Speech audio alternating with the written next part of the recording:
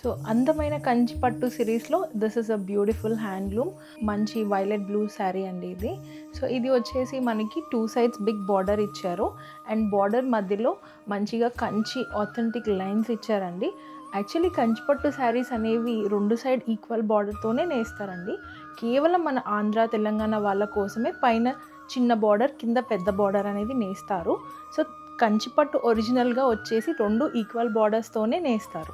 So ఇంత rich అయిన కంచిపట్టు శారీకి పళ్ళు ఇలా గ్రాండియర్గా వస్తుంది అండ్ ఈ శారీకి వచ్చేసి బాడీలో సన్న చెక్స్ ఇచ్చారు.